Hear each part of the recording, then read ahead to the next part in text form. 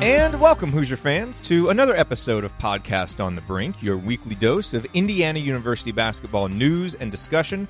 I'm your host, Jerod Morris. Podcast on the Brink is a joint production of the Assembly Call and Inside the Hall. For complete coverage of IU basketball, visit assemblycall.com and insidethehall.com.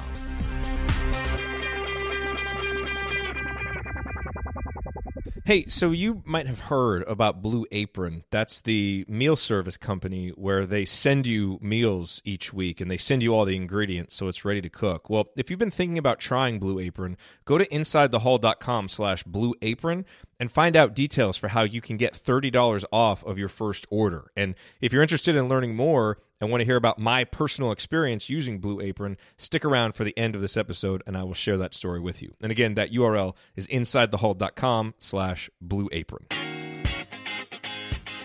On this week's edition of Podcast on the Brink, I am joined by Alex Bozich, founder of Inside the Hall, fresh off his trip to Columbus to watch Indiana's game against Ohio State. And we react to that game a little bit. I've actually got some burning questions for Alex that I wanted to ask him, and so that's why it's just us talking.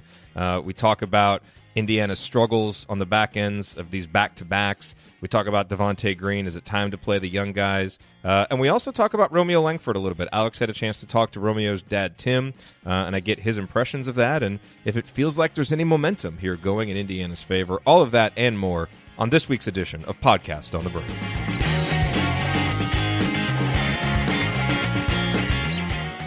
Buying tickets to sports and concerts can be complicated and confusing, but there is a better way to buy, and that is with SeatGeek. SeatGeek is the smartest, easiest way to get tickets to every type of live event.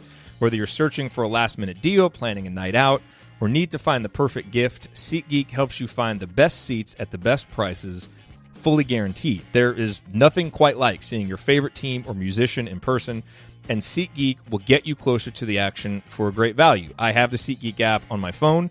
I can vouch that it is by far the easiest way that I have found to shop for tickets. I can be anywhere, and with just a few taps, I can instantly find seats. I'm planning on doing that with my wife. We have a 17-month-old, but we're planning some date nights out, and one of the things we're going to do is look for some musicians that we want to see, and SeatGeek will be the first place that we go to look for concert tickets here in Dallas where we live, so hopefully we can find some, because we know if they're there and if there are good prices, then we will find them on SeatGeek, because SeatGeek is designed to make your ticket buying experience easier than ever. SeatGeek saves you time and money by searching multiple ticket sites to compare prices and help you find amazing deals. And best of all, Podcast on the Brink listeners get $20 off of your first SeatGeek purchase.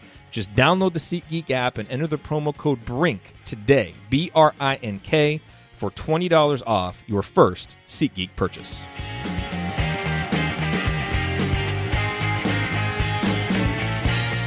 I'm joined this week on Podcast on the Brink, as I usually am, by Alex Bozich. Alex, I've got some burning questions coming off of Indiana's third straight defeat from up there in Columbus. So what do you say, just you and I kind of bat some topics back and forth today? That would be terrific. There's obviously a lot to talk about. Kind of seems like this season's had some ebbs and flows here. There's the stretch there where Indiana played well and got some really good Big Ten wins, and now things have gone into a rut. So interested to obviously get your thoughts as well on some of the developments here over the last couple weeks. But it's been a tough 3-game stretch here for Indiana. It doesn't get any easier, obviously, with Michigan State coming in on Saturday and then another one-day turnaround, which I know the schedule is one thing we're going to dig into here pretty quickly. Yeah. The thing about these last 2 games is I don't think anybody really expected Indiana to beat Purdue or Ohio State, and not a lot of people are expecting them to beat Michigan State. It would have been nice if you could have picked off one of those, and Indiana gave themselves a chance against Purdue. I mean, I think it's really difficult to look at that game in hindsight, and I mean, it was like this right when the game was over, and not be impressed with how Indiana played for the vast majority of that game, and you got beat by a better team that was better at executing than you down the stretch, and they've got guys who have been in the same system for 4 years, so that's not a crazy thing to have happen. But when you look at what has happened over the last kind of week here, it really makes that Illinois loss sting even more. Because if you had found a way to get that win, and that's a team that, I mean, they're both right about the same place in Ken Palm, but Indiana really started out well in that game, had the chance to win if they just, don't turn the ball over quite as much and make a few free throws. Now, yeah, you've lost 2 in a row, but they're games that you kind of figured you would lose. You had played well against Purdue, but you're still 6-5, head above water with Michigan State coming in. And now you can, maybe get to 2 games over 500 of Big Ten play with a win, but it just feels a lot different now being at 5-6 instead, having lost that Illinois game. So I just kind of in hindsight, and that loss stung at the time, but it kind of stings even more now, given that Indiana wasn't able to pick up a surprise win over Purdue or Ohio State. Yeah, I think that loss more than anything, the way they lost was the most frustrating thing for a lot of people. The amount of free throws they missed, the fact that they had a pretty solid lead in that game in the first half and really couldn't extend it out any further. Purdue, in a lot of ways, Indiana did get that 10-point lead, which is the first time somebody had led by double figures against Purdue since their IUPUI game. So that just kind of shows you how good Purdue's been over the course of the season. They're not really a team that you would expect Indiana to step on their neck when they're down 10. They're going to make a run. They're going to come back. They're a legitimate team that's going to potentially make a deep run into March. But with Illinois, that was a game that Indiana just kind of shot itself in the foot in terms of the things they did to let Illinois back in the game, not extending the lead out in the first half, missing, I think it was 13 free throws, the amount of turnovers they had, and they were still right there. And so I agree with you. That's really a loss that's going to, probably prevent them from having a chance to get, a 500 record in the Big Ten. But you also look at kind of what this team's done so far in Big Ten play. Can't say I'm super surprised at where they are. I mean, they've won some games, obviously, that they should have won. They've lost maybe that Illinois game that they shouldn't have lost. But overall, I think they're record-wise right where probably most of us expected, at least when Big Ten play started, after what we saw early in the year against Indiana State and some of the other losses they had. I mean, this is just a team that has a lot of flaws. It's a team that I still think has gotten better as the season has gone along, but there's obviously a lot of things that this team's just simply not going to be able to overcome at all this year. Yeah. So let me ask you about the schedule, because Archie is being asked about this all the time, and he's doing his best to, I guess, be realistic about it and realistic about the challenge that it is, while not making it an excuse and acknowledging that everybody's dealing with schedule challenges. But the reality is that Indiana's dealing with one of the more difficult schedules in the Big Ten, just given the amount of back-to-backs that they have. And when you combine that then with some of the injuries and the depth issues, it kind of exacerbates it. So, Archie has to kind of choose his words carefully. We can be perhaps maybe a little bit more candid about it. How much of an impact do you think the schedule is having here on some of these struggles over the past few games? Indiana plays Maryland. It's a tough 40-minute game. They grind it out. They come out and start out well against Illinois, but then kind of fade there toward the end of the game. And then Tuesday night against Ohio State, you're coming off a really emotional game against Purdue where you give yourself a chance to win. You don't. You've got the crowd behind you, and now you got to turn right around, really no practice time, and go to Ohio State. And Indiana just came out, looked really flat, similar to how they did against Michigan earlier this year, coming off the Duke game. And even though that was a little bit of a longer turnaround than this one was, and really that game was over. I mean, in the first 10 minutes, it was, I think, 25-10, and the final deficit was 15. So Indiana kind of played them even. Ohio State just kind of put it on cruise control after that. Are you starting to see in these last 2 road games maybe the effect of the schedule combined with some of the depth issues as being an issue, or do you look at it as, the schedule just is what it is, and that's not something to take into account too much with some of these struggles? I definitely saw it more in the Ohio State game. I mean, it was, 10 minutes in, and you knew the game was over pretty much. There wasn't much hope for Indiana to rally in that game, and a lot of it was, to me, they looked a little bit depleted in terms of their energy. They were settling for a lot of contested shots early in the shot clock, and that stretch where Ohio State kind of took over the game. And just didn't have their normal energy defensively. So, Archie is obviously not going to come out and make an excuse for anything. That's just not his style, and nor should he. But I was listening to Chris Holtman's post-game press conference as I was sitting back in the arena. They had it playing up on the big screen, and he was asked about kind of the schedule, and he said he thought Indiana looked tired and that their legs were a little bit depleted. So, another coach is never going to want to, kind of put down their opponent and make a win not seem as great as possible. But I thought it was interesting that Holtman shared that observation, and he's obviously well aware of what these teams are going through this year with the schedule. And the most concerning thing to me for the long-term health of the league overall is, a lot of people are citing the Big Ten tournament being moved up a week as the reason for this schedule. But when you look at the fact that they took 2 games out, basically from early December, played those, to get them out of the regular schedule. So we're only really playing 16 games here between beginning of January to the end of February. And, the real reason, in my opinion, that the schedule is what it is the addition of Fox to the TV schedule. And Indiana has been hurt a little bit more than some other schools, I think, because they're one of the more desirable TV, teams. And basically all these games are now being set by the TV schedule. So now we're going to have a situation in the coming years where it's going to go to a 20-game schedule. You've got a league that's basically playing every day of the week. I think there needs to be some kind of advocate for the Big Ten coaches to say, there was 4 teams this year that, if you count the 1-day turnaround in the beginning of December, played 4 such turnarounds in Big Ten play. That's too many, particularly when you look at Indiana's case. All 3, but that they have here in this stretch, they played Maryland, then they went to Illinois. They played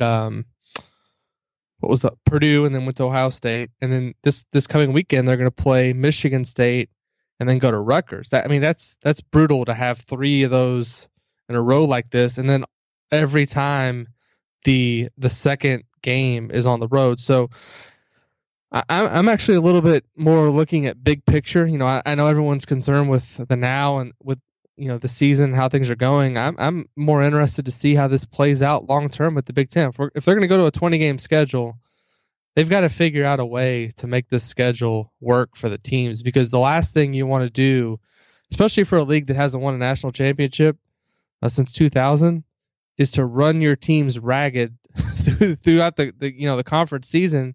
And by the end of the season, what are they going to have left? So I think it's really going to be fascinating to see how this all plays out. I'm sure the coaches do not like all of these 1-day breaks, and I don't know how fans feel about it. I don't know how you feel about it as somebody that watches the games from home, Jerod. But it just kind of seems weird that early in January there was a lot of stretches where Indiana they had 3 or 4 days off, and now all of a sudden it's just like rapid fire, 2 games in 3 days all the time. It's just really kind of bizarre how this has all worked out. As someone who hosts a post-game show after each of these games, I'm not a big fan. I like a little bit more buffer zone between those games. But hold on a second. Are you trying to suggest that money is so important that it would dictate decision-making that is not necessarily in the best interests of student athletes and the institutions and even perhaps the sport itself? Are you saying money is that important? Because that is flabbergasting. That is exactly what I'm saying. And, Pete Bell, man, I didn't like the Friday night Big Ten games. I probably could have lived with Monday, but now there's a Big Ten game literally every day of the week. And I realize that it's kind of the deal now because Fox has been brought into the mix, but now you've got games on CBS, you got games on all the ESPN properties, you got games on Fox National, and you got games on FS1 in addition to Big Ten Network. So all these different entities are saying, we want Indiana games, we want Michigan State games, we want Wisconsin games. And we need them on these days. And my fear is this is not something that's going to be a 1-year thing. Everyone thinks it's just because the Big Ten tournament was moved up a week, and I don't think that's the case, especially when it's going to go to 20 games. So Yeah. I think something's going to have to change here because there's, as I said, 4 teams that had these ridiculous turnarounds, 3 in that we like to call the actual meat of the schedule, throw out December. But when there was 4 teams that had 3 of these one-day turnarounds, and there was a couple that had none. So, yeah, at the very least, you got to balance that. But right. As you're saying, TV can make that impossible. If the networks want such and such team, that might make it difficult to balance it like that. So, and I don't know how it works, and maybe that's something we could do in the offseason is maybe try to get somebody on from the Big Ten to talk about it, or somebody that's more familiar with the industry, just to kind of talk about it. But my guess, and this is me guessing, is when this stuff's all divvied up, there's some kind of there's a significant input, in my opinion, from the TV networks to say, hey, we out of the 18 games that we are gonna that Indiana plays in Big Ten play, we want 6 of them, and these are the dates we have, and then it's kind of a puzzle that has to be put together. And what I'm saying is, from an Indiana perspective and from every other team's perspective in the league, there needs to be some kind of guidelines on how this is done, because it can't just continue to be a wild west like this for every season, because it's just not it's not fair to me, in my opinion, for those 4 teams to have this many of these occurrences. It's just not conducive to being successful. I agree. Well, and in particular for why it might be an extra challenge for Indiana this season is this Indiana team. Obviously, we know how much they struggle to shoot, and we're going to talk about free throws here in a minute because I got a question for you about that. But they struggle to capitalize at the free throw line. They struggle to make threes. Everything seems so hard for this team offensively. And when you have trouble scoring and you've got to basically play max effort, to compete and win some of these games, I know that, we all want to say, these are college kids. They should be able to play 100% all out, 40 minutes every game, all that stuff. At some point, it does kind of wear on you mentally when it's so hard to score. And then you got a quick turnaround like this. So, I don't want to make too many excuses. But I do think that there is an explanation here embedded in the scheduling and the combination of what this team is kind of made up of right now, both in how they play and who they have playing. That makes it a real challenge for them. And obviously they weren't able to overcome it against Illinois and Ohio State. Hopefully they are for that game against Rutgers, because I think that's a really important game headed down the final stretch to get a win there and try to build some momentum, because then you've got a stretch of winnable games. But I just think how hard it is for this team to score. It makes it extra hard when you have some of these games condensed like that. It sure would be nicer if you just, make some threes. It'd be a little bit easier, but that's just not how this team is constructed. Yeah, I mean, we've talked all season about when are they going to start making threes at a better percentage, and when are they going to start making free throws, and we're far enough into the season now where I think we can safely answer that neither of those things are going to get significantly better. Could they have a game where they come out and make 9 of 14 on threes? Absolutely, but I think what we've seen to this point is what we're going to get the rest of the way, and the margin for error is so slim, and you have guys like Juwan Morgan and Robert Johnson playing such vital roles and playing such heavy minutes. If they're not getting any help, I mean, they're having to go out and almost win these games single-handedly a lot of times, and that's just not the way you win at this level. Yep. All right, Alex, I have got some more burning questions for you. We will get to those here in a second. I do want to take a quick minute here and remind everybody to go to HoosierProud.com, and there are a lot of reasons why you should go there. The most important of which, of course, is that they have some great designs at HoosierProud.com, and when you're talking about an apparel company and a website where you can buy T-shirts and sweatshirts and that kind of thing, the designs are the most important thing. And so when you go to HoosierProud.com, you will, of course, find the Inside the Hall T-shirt. So if you want to support Inside the Hall and show your affinity for the wonderful website that Alex has built, you can get those T-shirts there. But you can also get their officially licensed IU gear, which includes basketball-themed shirts and football-themed shirts and soccer-themed shirts. And in particular, I like the long-sleeved Script Indiana shirt. It's in crimson. I got it over winter break. I really, really like that. I like that shirt. And then, if you don't want to get a shirt that's affiliated with a particular school, and they do have other schools there too besides just Indiana, they have a bunch of designs that are inspired by unique elements of the Hoosier State. So you can browse those, pick up some of those T-shirts. When you do, this is another reason to go there, you will be supporting Indiana-based charities, because our friends at Hoosier Proud are committed to supporting Indiana-based charities, and so a portion of the proceeds from their T-shirt sales do that. And then the third reason to go is they're very generous with our listeners. So because you listen to Podcast on the Brink, when you use the code BRINK, B-R-I-N-K, at checkout, you will get 15% off the entire order. And that's, it's not just if you get the Inside the Hall shirt or just one shirt. Everything that you put into your shopping cart, when you check out, use that code, you will get 15% off. So again, the promo code is BRINK, B-R-I-N-K, and the website is HoosierProud.com. So, Alex, kind of piggybacking on what we just talked about, for a team that struggles so much to score, it sure would help if they could make free throws. And, one thing that has improved for Indiana this year is free throw rate. The Hoosiers are getting to the line better, and that's, it's been a hallmark of Archie Miller teams. But the free throw shooting is atrocious. Indiana shooting 65.3% from the free throw line.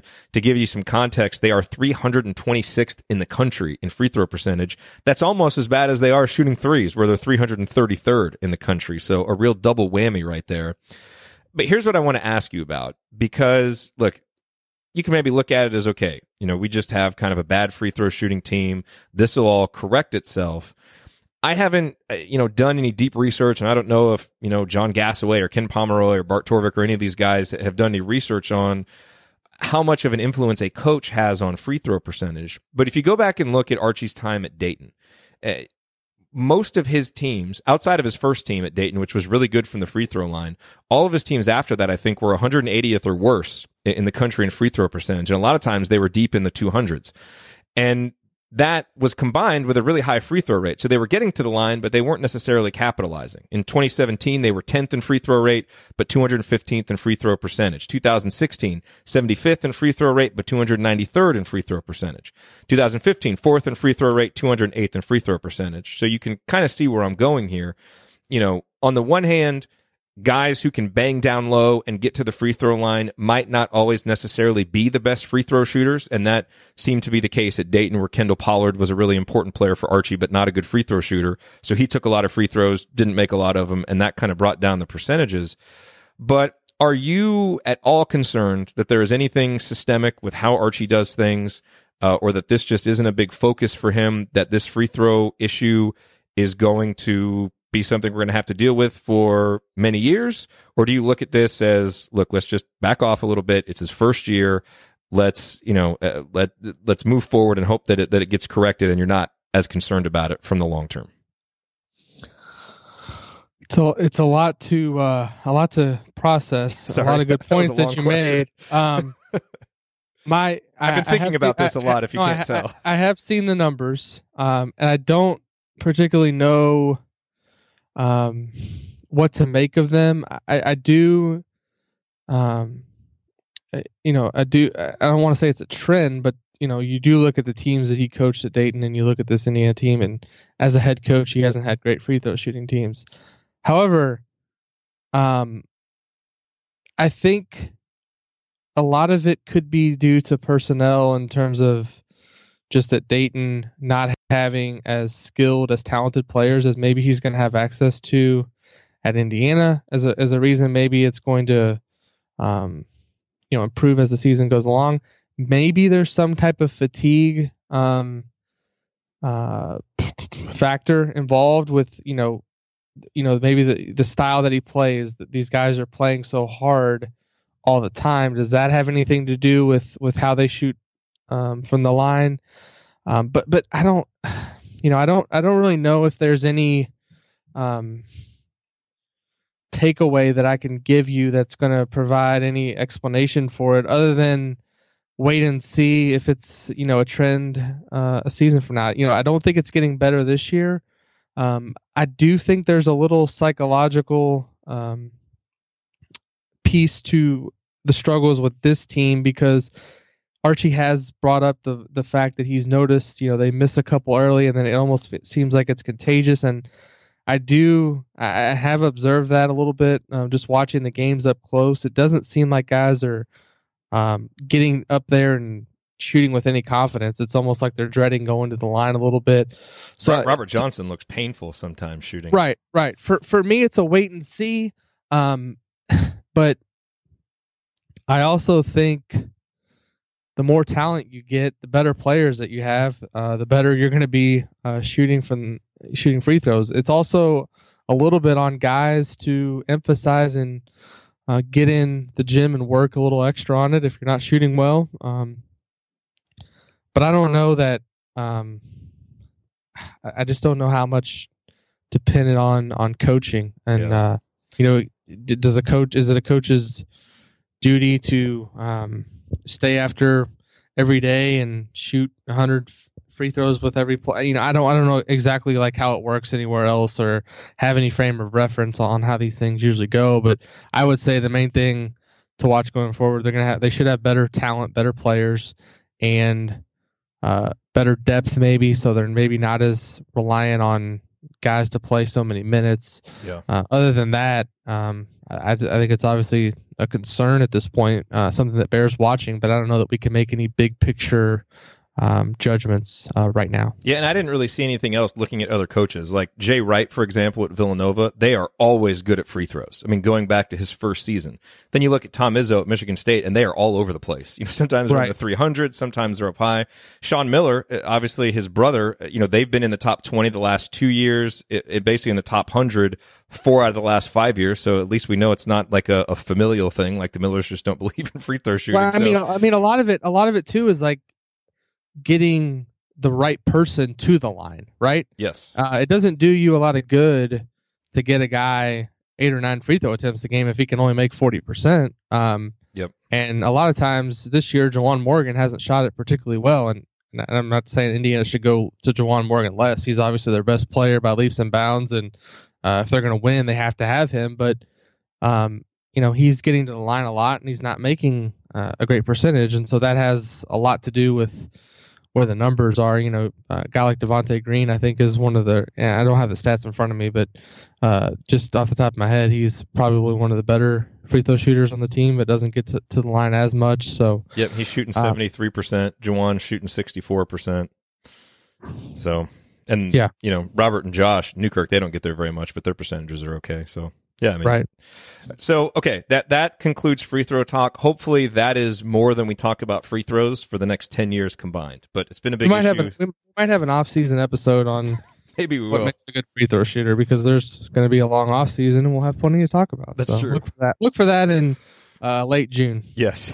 Yes. Okay. So much more pertinent, to what will happen here over these next 7 games. You see a guy like Devontae Green really come out and be one of the few guys against Ohio State that had a positive showing. He's 4 or 5 from downtown. He played 30 minutes and didn't turn it over, which I thought was the most impressive part of his game. I know the 20 points is great, the 4 threes is great, but that is going to come and go for Devontae. And as we've seen, the decision-making comes and goes too, but for him to play that long without turning it over, basically only have one really, really bad shot that he took, it was an impressive performance. I know he struggled late in the Illinois game and made several mistakes, but I thought he also showed some growth in that game and was given a lot of responsibility when basically none of the other guards wanted to step up and handle the ball. He at least did and tried to get Indiana into some things. And so I think now you've had 2 straight road games where he's kind of showing little flickers that maybe the light's starting to go on. And Archie was asked about this last night, if he's going to give Devontae more time. And I liked Archie's response, which was basically, look, if he keeps playing like he did tonight, then he'll earn more time, but we're looking for consistency. And I think the message there is, we're not just going to hand him the keys with no accountability and no standards. He's got to keep earning it. But if he does, he's going to get more time. Do you agree with that approach? And do you generally think now, as Indiana sits here at 12-11, 5-6, hopes for postseason play kind of slipping away, do you think at some point it is time to start playing the younger guys a little bit more? Not necessarily just giving them time without accountability, but maybe if there's a tie between them and an older guy, giving, kind of letting the tiebreaker go to the younger guy to get them experience? Have we reached that point? I would like to see Green more. The Purdue game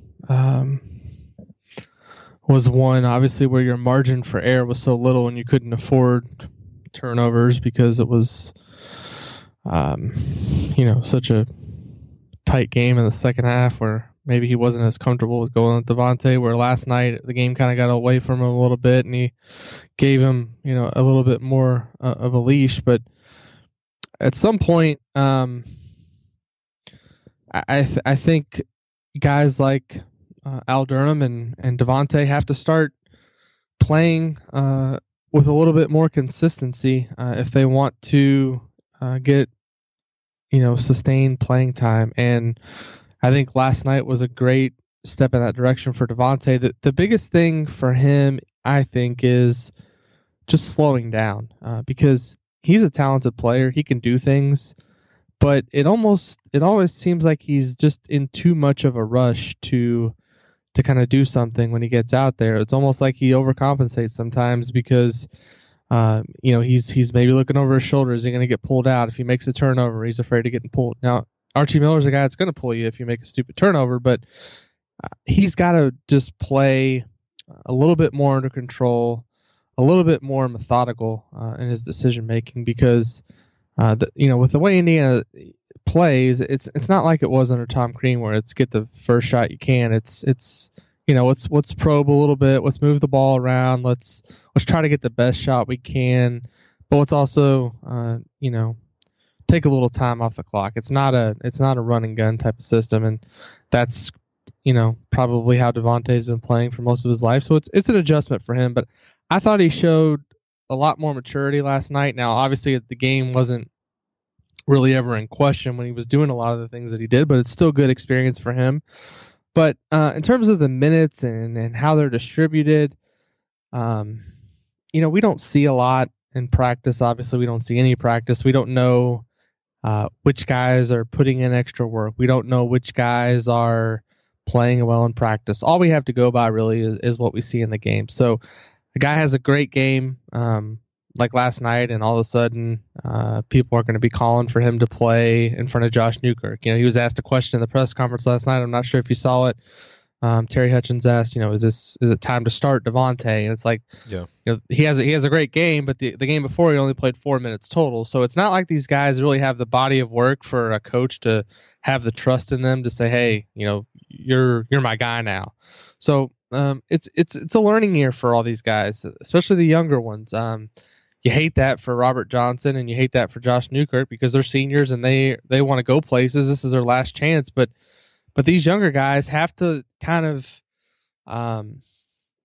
give the coaching staff reasons to believe in them for the future because there are a lot of new guys coming in next year, obviously, and there's going to be a battle once again for playing time. There's going to be new roles established, and right now down the stretch is when they can make an impression to kind of get themselves a little bit more trust from the staff. And to me, this is just my personal opinion.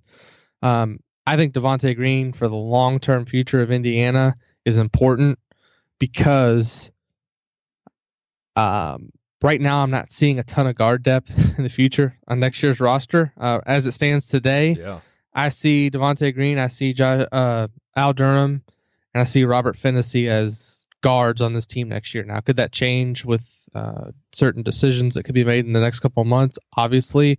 Could Indiana be looking at a grad transfer? Could they be looking at another, player to come in? Absolutely. But they need guards for next year. And Devontae Green's a talented player. If he can ever kind of bottle up the good things about his game and kind of just become a little bit more disciplined with his game-to-game approach and kind of how he makes decisions out there, I think he can be a good player. Now, there's a lot of, to me, I've noticed he's one of the more polarizing guys among fans to discuss. People on Twitter are either saying, get him out of there or play him more. People on the forum are debating whether or not he should play at all or whether he should play more. I think a lot of that comes with, in a lot of ways, he's kind of like, the old good Troy, bad Troy analogy we have with Troy Williams for all those years. He's either playing really good or he's playing poorly. So to me, he's a key guy here down the stretch. He's if he can do things like last night more often, then Indiana's a better team. It's got to be frustrating for Archie too, not in a way that he would admit, but to have been such a successful guard, and I'm sure have very specific ideas on how guard play should go. To have four guards, all of whom have offensive efficiency ratings under 100, and that's just kind of a very, it's just a benchmark. 100 is not even great. I mean, that's just maybe average, and all those guys are under that. So, I mean, in a way, he's kind of damned if he does and damned if he doesn't a little bit, because his options at guard, like, there's just nothing consistent. And some games, Josh Newkirk shows up and plays well. Other games, he's a non-factor. Devontae, the same thing, and Al Durham, really hasn't shown anything consistently. And then you even have Robert Johnson, who has some games like last night where he struggles. So, it's a difficult decision for Archie to have to make, because I don't think, outside of Robert Johnson, you just don't really have an option there that you can count on. So trying to say, like, this guy should start this game, I'm sure Archie would love to have a good idea who it should be. But from game to game, I mean, I'm not sure if he has any better idea than we do, how those guys are going to come out and play. I agree with all that. So, all right, let's move on, and let's talk about, you mentioned what the guards look like for Indiana next year. Robert Finney, Al Durham, and Devontae Green. We know those guys will be here. A guy that we're hoping will be there and maybe make scoring a little bit easier, because it's what he does, is Romeo Langford. And you had the chance to talk with his dad, Tim, and put up a Q&A over at InsideTheHall.com. We'll put it in the show notes for this episode. Definitely recommend that people read that if you haven't. Let me ask it to you this way. It kind of felt to me, reading that, like maybe there was a hint of momentum in Indiana's direction, and it's really hard to try and kind of parse the words and read between what the Langfords say, because they play so close to the vest. But I thought, and also he's talking to an Indiana-centric, reporter, obviously, so he's going to be thinking more along the lines of Indiana, and they were just up there for the game. But it kind of felt like there were some positives in the direction of Indiana in some of the comments that he made. Is that kind of how you perceived it too? The number one thing I took away is that they're paying very close attention. They are not. They're not reading box scores. They're not reading, AP stories on how the game went. They're watching the games. Shows? I don't know. I don't think they're looking. I think they're watching with, very closely at how things are going. I thought it was notable that Mr. Langford told me that Romeo told him that he thought Archie got the most out of his guys, and it was a good game, obviously, for him to visit for, because they beat Northwestern pretty handily when he was there in the building. And I've obviously gotten to know Mr. Langford pretty well, and I've just kind of learned that reading into anything in recruiting, especially in this situation, is basically just taking a leap of into guessing and speculating. Yeah. And so I think what's going to happen here is kind of what they've said from the beginning. It was interesting to me that he acknowledged the possibility of a decision at the McDonald's game, but he didn't tie himself down to that, obviously. And I think we're probably still a couple of months out from knowing. April is still the targeted timetable for a decision here, and what happens over the next couple of months could have a little bit to do with that. I'm sure they have some ideas in their head of kind of what they're thinking, where they're leaning. They're not going to tell anyone, obviously. In a lot of ways, the way this has all been handled reminds me a little bit of the Cody Zeller situation, where he was down to 3 schools as well. He took his visits. He watched the schools. He made a decision based on kind of how he felt, what was the best fit for him. And I think that's how this is going to go as well. They're very focused, obviously, on the New Albany season, which has a chance to be another run to the state championship game. They came up short last year, but I think they have a great shot to get back this year.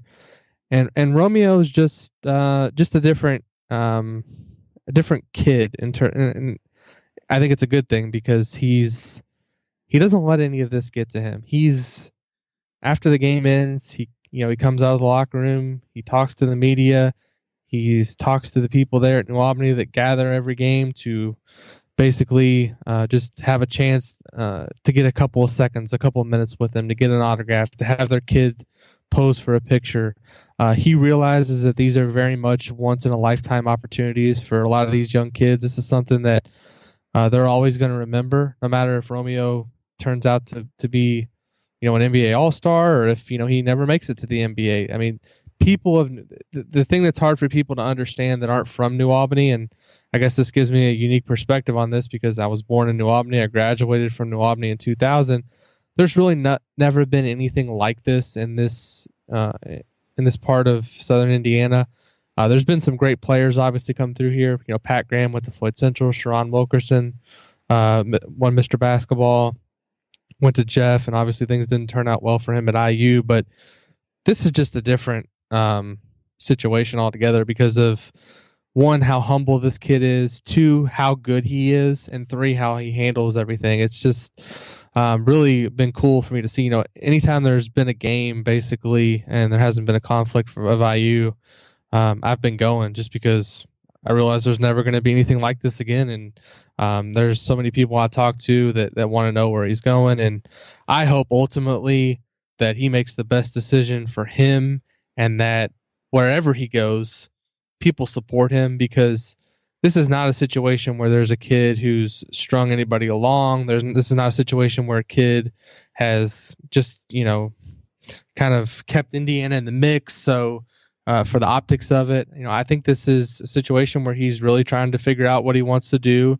And I think wherever he goes, he's going to end up being terrific.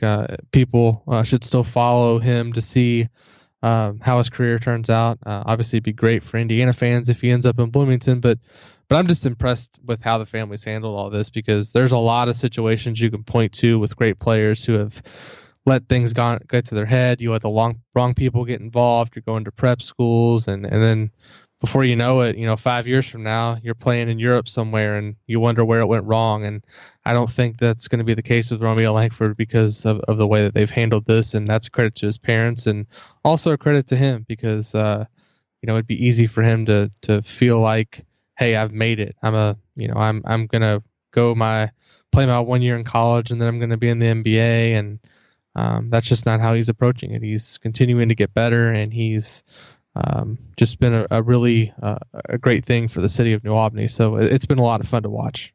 It's a great answer. Thank you for the insight. I agree with you wholeheartedly. I mean, he's such a terrific player, and I haven't had the chance to watch a full game or watch him up close like you have. But just you watch the highlights, you hear what people like you say about him, and I mean, he sounds like the kind of guy that you want wearing the cream and crimson. But I think about him like I think about all guys. I mean, selfishly, I want every great player to come to Indiana, but these are 17, 18-year-old guys making a really important decision for their future.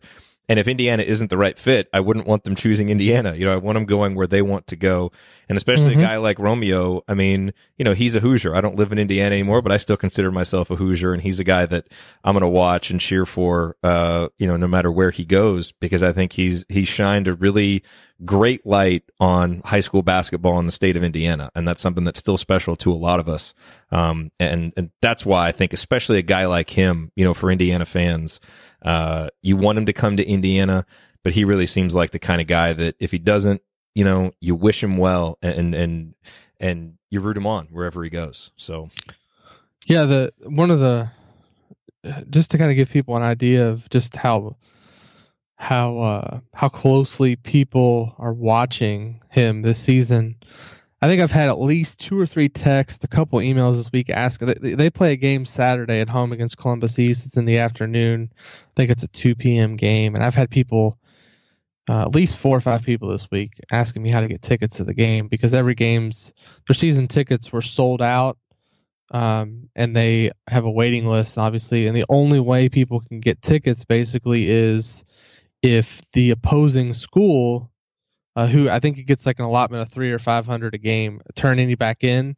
And so there's been a couple of games where they've turned tickets back in, and New Albany will like tweet out the information, tickets are going to go out on sale at this time, the return tickets. And these are like not good seats. These are like, I mean, it's not a huge gym. It's 4,000 seats, but these are like seats in the corner or seats up top, and people line up to get these like right when they go on sale. Like they have to be there before the JV game. And these are like, people have to. These are games on Friday nights a lot of times, so people have to work. And these tickets are going on sale like right after school ends, and so people are like leaving work early. They're making special arrangements for people to get over there and get tickets just for a glimpse at this kid. And like, you pay whatever $5 to get in, you get a great night of entertainment. And I think it's been great for high school basketball in general in Indiana because there's this year in particular, I think is going to be a fascinating state tournament. I talk about this every week on Kent Sterling. It's funny. He'll have me on and we'll talk about IU for 5 minutes, and then we'll just start talking about like New Albany and Floyd Central and Jeff. And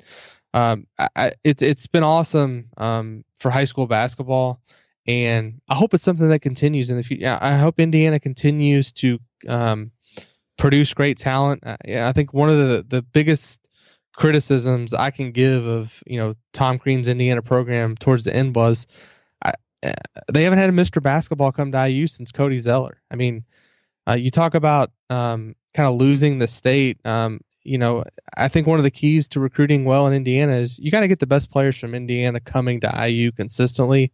And I think a lot of reasons, in a lot of ways, that's why Romeo Langford is so symbolic for Archie if he can get him. If he's able to take this job and a year later get not only a Mr. Basketball, but a talent like this, a top 5 player in the country, to come, I think it signals a lot of great things for the program in the future.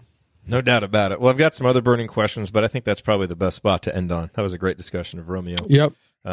So let's end there. Hopefully some more discussions to come in the next couple of months. We'll see, though. Yes, and many into the offseason and next season as well, depending on what decision he makes. But we will patiently await that. We will also patiently await Indiana, Michigan State. I imagine we'll have 2 games before we talk again. So next time we're on here, we can recap Michigan State and Rutgers and look ahead to the rematch against Minnesota that'll be coming after that. And then the schedule eases up a little bit. You don't have any more of these, back-to-backs, and you've got games against Rutgers and Minnesota and Illinois and Iowa. So you've got some winnable games there. So hopefully the Hoosiers can put forth a good performance Saturday, give themselves a chance to win, and then go on a little run here to build some momentum as we close out February. Alex, thanks for taking the time. Thank you. Back-to-back for you too. You're covering Ohio State last night, podcast on the Brink today. So thanks for the time, man. No problem. Thanks everybody for listening. Yep. We will talk to you all next week. All right. So at the beginning of the episode, I told you about Blue Apron. And again, we have an affiliate relationship with them. So if you've been thinking about trying Blue Apron, go to InsideTheHall.com/Blue Apron. You can get $30 off of your first meal order, and we'll get a commission as well. So again, it's a great way to support the show, a great way to get started with Blue Apron at a discount and kind of give it a try. And in advance of doing this, I decided to try it out myself. My wife and I have talked about doing it, and so we finally decided to start doing it here in the new year. And I would say so far, so good. We've done 4 meals. I've enjoyed 4 of them. My wife, she didn't necessarily like the one that we had last night as much. We had a Cajun kale quiche, and she's just not a big quiche person, so that's really why. She actually said it tasted pretty good for a quiche, but she said in the future we shouldn't use our Blue Apron meals for a quiche, which I think is probably right. But some of the other meals that we had seared grass-fed steaks with sweet chili glazed vegetables. We had ancho orange chicken with kale rice and roasted carrots. And obviously it's great to, look at the menu, choose what you want to eat, and then you get this box. We get our orders on Friday afternoon. This box comes on Friday afternoon, and everything is in there. All the ingredients are portioned out correctly. There's really easy instructions. And so it makes cooking and preparing these meals a pretty simple process, and it's fun. And look, if you just want to have a good meal and eat it simply, Blue Apron is great. If you are kind of an amateur chef, and I would barely call myself an amateur chef. I mean, I enjoy cooking. I'm not that great at it, but I do like learning kind of new cooking techniques. And so that to me has been the most fun part about this. Like making the kale rice. Like that's not something I'd thought about before, but my young daughter, she's about 18 months old. She loves eating that rice. And so now, by going through and doing this, I learned how to do that. Now I can go make it on my own. So that's kind of been, a secondary or a tertiary bonus. So anyway, just give it a try. Check out InsideTheHall.com/Blue Apron. They've been around for a while, so, pretty trustworthy. the boxes with the meals come, really reliably. Everything in there has been fresh, has tasted really good, and they have a lot of great options. So you get a few options you can choose from. You can get them whatever day of the week that you want. So they really try and tailor the experience to you. They try to do it in a sustainable way, which is nice. So yeah, just that's my pitch. Give it a try. InsideTheHall.com/Blue Apron. And if you live anywhere near a Costco actually has a nice little gift certificate deal. I think for like $100 you can get $150 worth of Blue Apron meals. And so we did that, and so it was actually a way to get even better value for our money. And that still works with the $30 off that you get when you go to InsideTheHall.com/Blue Apron. So just a little pro tip there. All right, that's it. Give it a try. And when you do, let me know. Send me a note at Assembly Call or email me, Jerod at assemblycall.com, and I'd love to know how it goes for you. InsideTheHall.com/Blue Apron. Thank you for listening to this episode of Podcast on the Brink. We always appreciate you being here. To get more from me and from Alex, visit assemblycall.com and insidethehall.com for complete coverage of Indiana University basketball. If you liked this episode, please consider sharing it with a friend or family member who loves IU basketball as much as you do. You can also support the show by leaving a rating and review on iTunes, which helps us get the word out to more IU fans like yourself. We will be back next week with a new episode. Until then, as always, go Hoosiers.